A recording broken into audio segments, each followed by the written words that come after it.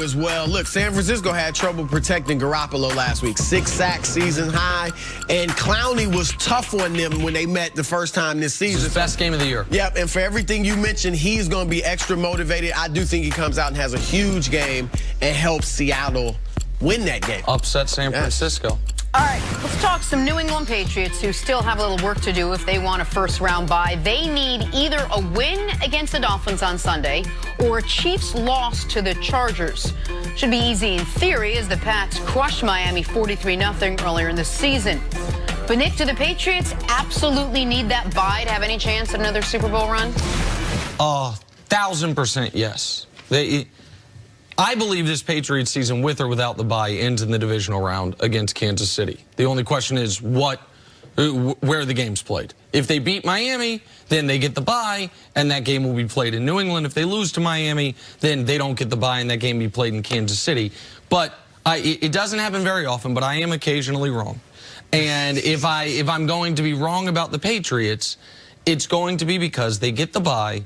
They take on a Chiefs team in round 2 that got beat up somehow in round 1, or maybe gets upset by Tennessee. Tennessee just runs the ball, and all of a sudden, the Patriots are not playing the Chiefs in round 2. They're playing the Texans or the Bills, the teams they've already played this year, obviously, beating the Bills twice, lost to the Texans. Bad weather game, a one more vintage Brady performance he's able to pull. I don't think they can, and then go on the road to Baltimore and win that game.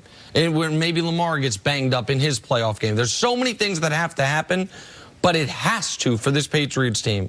With as anemic as an offense as it's had over the course of the season, last week notwithstanding, there is no way it's going to happen in 3 consecutive weeks, including having to go on the road in the second and what would be the AFC Championship game. So I don't think they make the Super Bowl either way, Broussard, and I don't think you do either. But you probably give them a better chance than I do.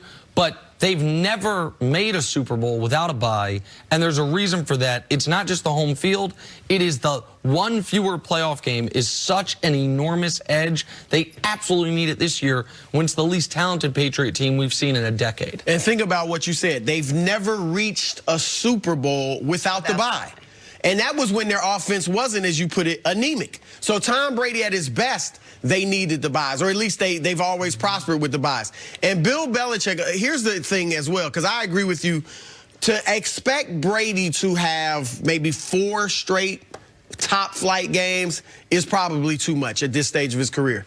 3, he can give you that. Or 2 in a row, and then you get the 2 weeks off before the Super Bowl. Last week as the first one? Yeah. That's a good question. We're putting that. Yeah, he did play great. No, I'm not counting that one. I'm starting over. I'm starting over in the playoffs. Yep. All right. But they definitely need to buy. There's no question about it. You mentioned if they get Kansas City in the second round, you're going to need the extra week to prepare for Pat Mahomes. Yep. I mean, there's no doubt about it. And there's a reason that they've had this success with the buys, even in the regular season. 15-5 off the bye week in Bill Belichick's tenure there. They prepare better than any organization in the league for opponents. So the more time they have to prep for you, the better chance they have of winning. They definitely need the bye. We talk about this tandem a lot, Belichick and Brady, and who really deserves the credit for how well they've played and how far they've gotten over the years. Don't you think that if they were able to get far this year, it would show us that this is Belichick doing this? I mean, Brady's not vintage Brady. I mean, you could really look at the fact that if they could go far deep into the playoffs, that's this year, if they end up making or winning a Super Bowl, this year certainly goes much more heavily in the Belichick side of the ledger than the previous year. In Tom Brady's defense, the Super Bowl they won a few years ago against Atlanta, that Brady gets to wear all that glory himself, because the Belichick defense with 2 weeks to prepare got shredded for 2.5+ quarters against Atlanta, and then Brady led the greatest comeback any of us have ever seen. But that is going to be the only way that debate is going to become anywhere other than 60-40 one direction or another, Broussard, is if Brady plays somewhere else and he either has immense success, or when Brady's done playing for the Patriots, Belichick has immense success. You're going to have to see them apart with one of them thrive. It's the only way that this debate's going to have any type of resolution. Here's the other thing Belichick's fighting, because you're right. The more success they have as Brady's older, that goes toward Belichick, right? The credit. However, Belichick's had 7 seasons in his career without Tom Brady. They made the playoffs once. Okay, 2 times they had a winning record. And even in New England, the year he coached there before Brady was the starter, they won 5 games, I believe. And then the year Brady stepped in from Drew Bledsoe and they won the Super Bowl his first year, they were losing. They had a losing record when Brady stepped in. So Belichick has to overcome all of that to get the lion's share of the credit over Tom Brady. All right, on to the NFC now, where the playoff buys are still up in the air. The 49ers can lock up one of them with a win against the Seahawks. The Packers can do the same by beating Detroit. All right, follow along now. The Saints get a bye if they beat Carolina, and either the 49ers lose to Seattle or the Packers lose to the Lions, and the Seahawks steal the bye if they beat the Niners and the Packers lose to Detroit. I thought it was pretty simple. Just wanted to say the words anyway. All right, Nick, all that being said, which NFC team needs a bye the most? Well, I'm going to just off the top eliminate Seattle, because I think Seattle has overachieved this year. I picked them to win the division, and even I didn't think they'd be alive for a bye going into Week 17. And they might very well beat San Francisco this weekend. But Seattle, they have a point differential this year of plus 12. They've outscored their opponents in total in the year by 12 points. That is worse than Philly. That is worse than Tampa. That is worse than Tennessee. It's 70 points worse than Dallas. So I say all that to say this. With or without a bye, I do not believe Seattle has the horses to make the Super Bowl. The other 3 teams do. And I like it. I don't know if during the regular season there's been a bigger Seattle supporter than me, but I think this thing ends in the divisional round of the conference championship game. So now we're talking about San Francisco, New Orleans, or Green Bay. There's a case to be made for any of the 3. I believe the answer is Green Bay for this reason. They have an edge that goes along with not only a bye, but home playoff games that those other teams do not have, which is the elements there are so different than almost anywhere else in the league other than maybe Buffalo and New England. But it's even different in Green Bay, given the bitter cold it gets to, the weather they have to deal with. And Green Bay is conditioned for that. And for the first time in a long time, they have a team built to where it can take advantage of it, because they have won 12 games this year without Aaron Rodgers having to be brilliant.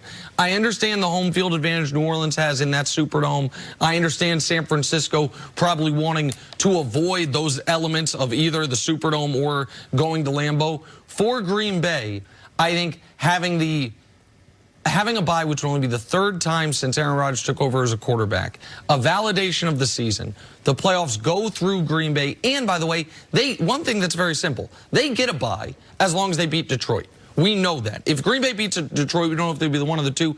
They get a bye. Also, what it would mean for Green Bay if they don't. Do all this work, and then in Week 17, you fall on your face to the Lions, and now all of a sudden, you're playing an extra playoff game. For all those reasons, Green Bay's my answer. Logic says you're right about Green Bay and the elements. Lambeau Field, the home field advantage. However, since 2000, they're only 6-5 in home playoff games.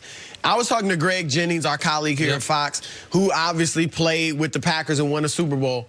He said there's no home field advantage when it comes to Lambeau. As far as it's home field because you're at home, you have the crowd. But as far as you having the advantage in the weather, the elements, he said you can't get used for everybody. Yes, he said even if you're used to it, you live there, it's still freezing and you feel it. So maybe that lines up with the record 6-5. I think it's San Francisco, and here's why.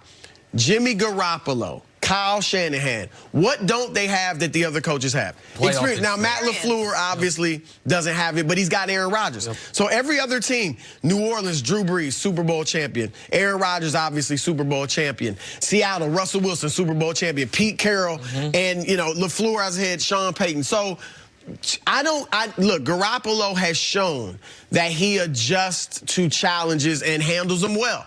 Every time he's been thrown in there, they win. Now, whether or not his numbers were spectacular, sometimes they are, but even when they haven't been, they've tended to win. So he's shown all that, but the playoffs are a different animal.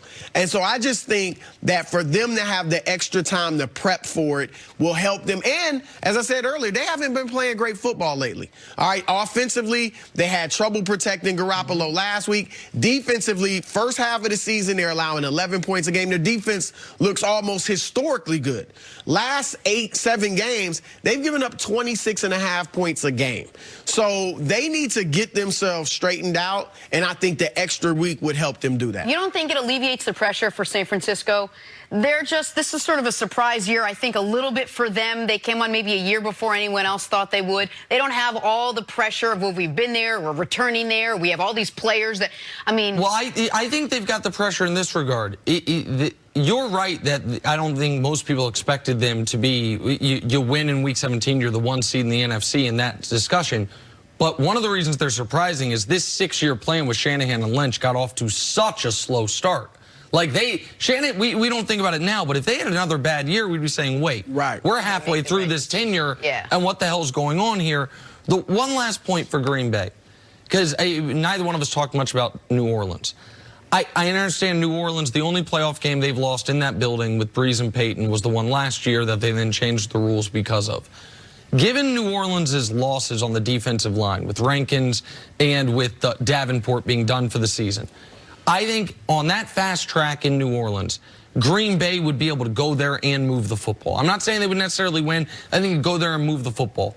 I cannot see either one of these teams, even though San Francisco dominated Green Bay when they played, Jimmy Garoppolo with no playoff experience, or Drew Brees, who has played so differently in outdoor playoff games, going to Lambeau. And I think Green Bay, if they needed to play a high-scoring game, you still have Aaron Rodgers. In perfect conditions in San Francisco or in New Orleans, can either one of those teams go on the road if it's 18 degrees and snowing and win in Lambeau?